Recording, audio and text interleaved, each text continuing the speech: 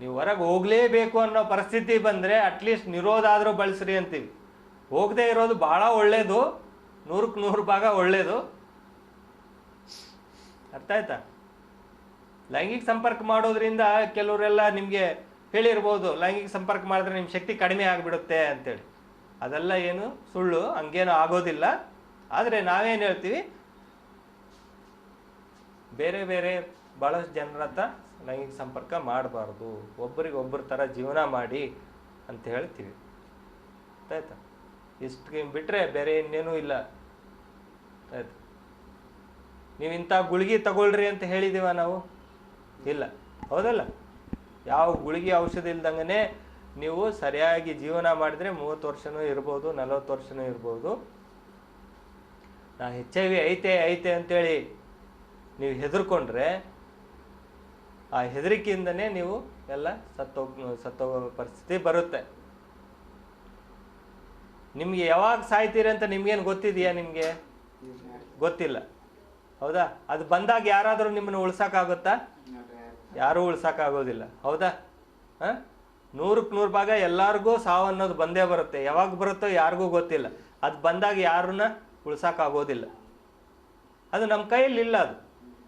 ಆದರೆ ನಮ್ಮ ಆರೋಗ್ಯ, ನಾವು ಆರೋಗ್ಯವಾಗಿರೋದು ನಮ್ಮ ಕೈಯಲ್ಲೈತೋ ಇನ್ನೊಬ್ಬರ ಕೈಯಲ್ಲೈತೋ? ನಮ್ಮ ಕೈಯಲ್ಲೈತೆ, ಹೌದಲ್ಲ? ದಿನ 3 ಹೊತ್ತು ಊಟ ಮಾಡೋದು ನಮ್ಮ ಕೈಯಲ್ಲೈತೆ, ದಿನ 2-3 ತತ್ತಿ ತಿನ್ನೋದು ನಮ್ಮ ಕೈಯಲ್ಲೈತೆ, ದಿನ ವಾಕಿಂಗ್ ಹೋಗೋದು ನಮ್ಮ ಕೈಯಲ್ಲೈತೆ, ಕೆಲಸ ಮಾಡೋದು ನಮ್ಮ ಕೈಯಲ್ಲೈತೆ, ದಿನ ರಾತ್ರಿ ಚಲೋ ನಿದ್ದೆ ಮಾಡೋದು ನಮ್ಮ ಕೈಯಲ್ಲೈತೆ. ಯಾವುದು ಕೆಟ್ಟ ಚಟ ಬೇಡ. ಇದನ್ನು ನೀವು ಮಾಡ್ಕೊತ ಹೋಗಿ.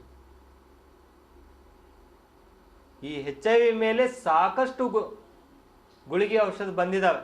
ಈ ಗುಳಿಗೆ ಔಷಧ ಕರೆಕ್ಟಾಗಿ ತಗೊಂಡ್ರೆ, ಒಳ್ಳೆ ಡಾಕ್ಟರ್ ಕಡೆ ಹೋಗಿ ತೋರಿಸಿ ನೀವು ಕರೆಕ್ಟಾಗಿ ತಗೊಂಡ್ರೆ ನೀವು 90 ವರ್ಷದವರೆಗೂ ಆರಾಮಾಗಿರ್ಬೋದು. ಆಯ್ತಾ? 90 ವರ್ಷದವರೆಗೂ ಆರಾಮಾಗಿರ್ಬೋದು.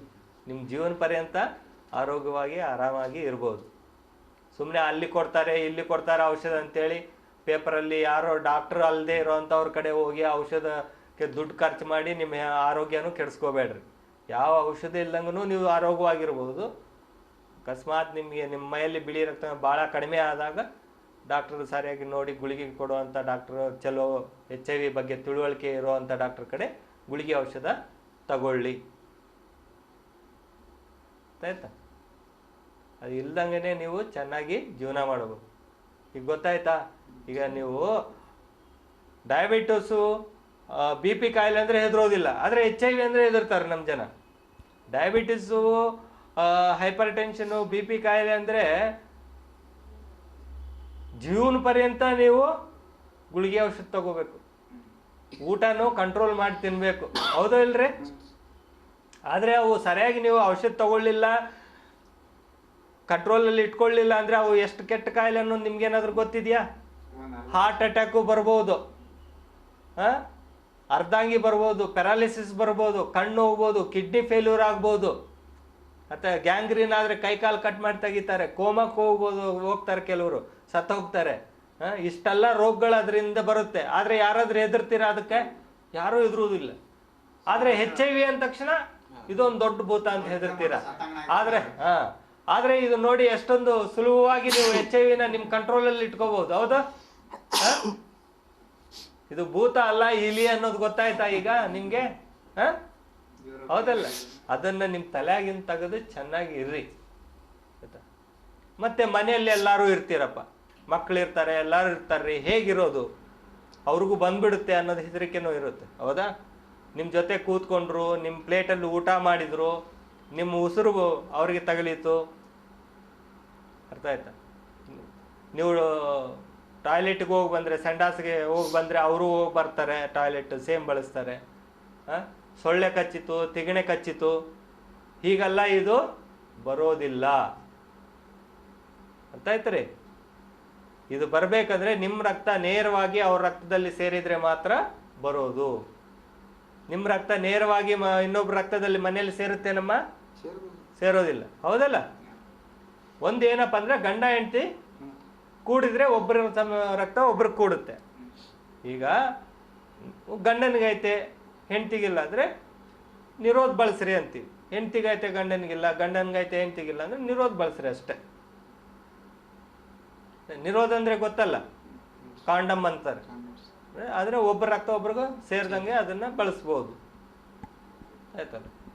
ಅಕಸ್ಮಾತ್ ನಿಮ್ಮ ರಕ್ತ ನಮ್ಮ ಮೈ ಮೇಲೆ ಬಿದ್ರೂ ಅದು ಒಳಗೆ ಹೋಗೋದಿಲ್ಲ, ಯಾಕಂದ್ರೆ ಈ ಚರ್ಮ ಒಳಗೆ ಬಿಡೋದಿಲ್ಲ ಅದು, ಗೊತ್ತಾಯ್ತಾ.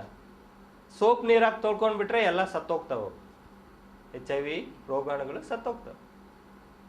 ಇನ್ನು ಹೊರಗೆ ಬಿದ್ರೂ ಅಷ್ಟೇ, ಸೋಪ್ ನೀರು ಹಾಕಿ ಒರೆಸ್ಬಿಟ್ರೆ ಅವು ಸತ್ತೋಗ್ಬಿಡ್ತವೆ. ಈಗ ನೀವು ಹೆಂಗಸರು ಇರ್ತೀರಿ, ತಿಂಗಳ ಹೊರಗೆ ಹಾಕ್ತೀರಿ, ಹೌದಲ್ಲ. ಆ ಟೈಮಲ್ಲಿ ನಿಮ್ಮ ಬಟ್ಟೆಗಳಿಗೆ ಅಲ್ಲಿ ರಕ್ತ ಹತ್ತಿದ್ದರೆ ಅದನ್ನೇನು ಮಾಡಬೇಕು, ಬಿಸಿ ನೀರಿಗೆ ಹಾಕಿ ಸೋಪ್ ಹಚ್ಚಿ ನೀವೇ ತೊಳ್ಕೊಬೇಕು ಅಷ್ಟೇ. ಅಷ್ಟು ಬಿಟ್ಟರೆ ಇನ್ನೇನೂ ಇಲ್ಲ. ಬಿಸಿ ನೀರಿಗೆ ಹಾಕಿ ಇಟ್ಬಿಟ್ಟು 5 ನಿಮಿಷ ಬಿಟ್ಟು ಸೋಪ್ನಲ್ಲಿ ತೊಳೆದ್ಬಿಟ್ರೆ ಎಲ್ಲ ಕ್ಲೀನ್ ಆಗ್ತದೆ ಅಷ್ಟೆ. ನೀವೇನು ನಾವು ಅಡುಗೆ ಮಾಡ್ತೀನಿ ರೀ, ನಾ ಮಾಡ್ಬೋದಾ, ಕೆಲವ್ರು ಪ್ರಶ್ನೆ ಕೇಳ್ತೀರಿ, ಹೌದು ಇಲ್ಲ. ನಾನೊಬ್ಬನೇ ಇರೋದು ಮನೆಯಲ್ಲಿ, ನಮ್ಮ ಮಕ್ಕಳಿಗೆಲ್ಲ ನಾನೇ ಅಡುಗೆ ಮಾಡೇ ಹಾಕಬೇಕು, ಮಾಡ್ಬೋದಾ ಅಂತ. ಹಾಂ, ತಿಂದರೆ ಬರುತ್ತೆ ಹಂಗ. ನಾ ಹೇಳಿನಿ ರಕ್ತ ಸೇರಿದ್ರೇನೆ ಬರೋದು ಅಂತೇಳಿ, ಹೌದಲ್ಲ. ನಿಮ್ಮ ಕೈ ರಕ್ತ ಅದ್ರ ಮೇಲೆ ಬಿದ್ದರೂ ನೀವೇನು ಹಂಗೆ ಅಂತೂ ತಿನ್ನೋಕೆ ಕೊಡೋದಿಲ್ಲ, ಅದನ್ನು ತೊಳೆದ್ಬಿಟ್ಟು ಮತ್ತೆ ಬೇಯಿಸೇ ಕೊಡೋರು, ಎಲ್ಲ ಸತ್ತೋಗ್ತದೆ.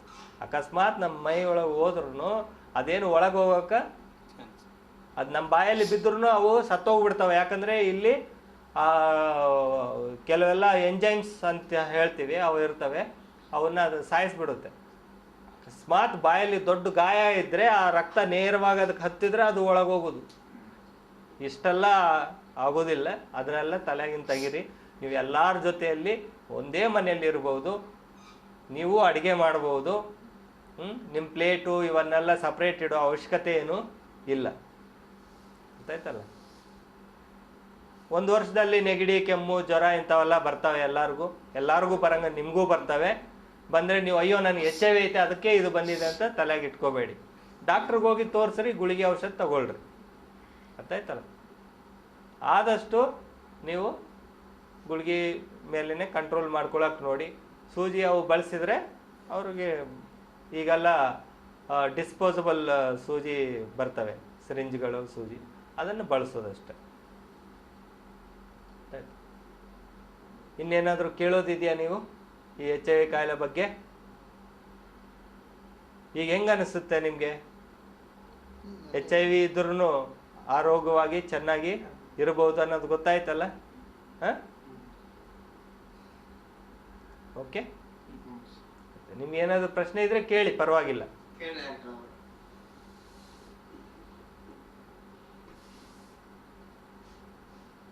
ಇದು ನೀವು ಸರಿಯಾಗಿ ತಿಳ್ಕೊಳ್ಳಿ. HIV ಅಂದ ತಕ್ಷಣ ಎದುರ್ಕೊಳ್ಳುವಂಥದ್ದು ಏನಿಲ್ಲ, ಇದಕ್ಕೆ ಸಾಕಷ್ಟು ಗುಳಿಗೆ ಔಷಧ ಇದೆ. ಮತ್ತು ಇನ್ನೊಂದೇನಪ್ಪ ಅಂದರೆ, ಯಾವ ಗುಳಿಗೆ ಔಷಧ ತಗೊಳ್ದಂಗೆ ನೀವು ಸರಿಯಾಗಿ ಜೀವನ ಮಾಡಬಹುದು. ಇದನ್ನು ತಲೆಯಾಗಿಂದ ತೆಗೀರಿ ನೀವು ಅಷ್ಟೇ, ಗೊತ್ತಾಯ್ತಾ. ಪೌಷ್ಟಿಕ ಆಹಾರ, ವ್ಯಾಯಾಮ ಮತ್ತು ನಿದ್ದೆ ಇವನ್ನ ಸರಿಯಾಗಿ ಪಾಲಿಸ್ಕೊಂಡು ಹೋದರೆ ನೀವು 30 ವರ್ಷನೂ ಇರ್ಬೋದು. ಓಕೆ.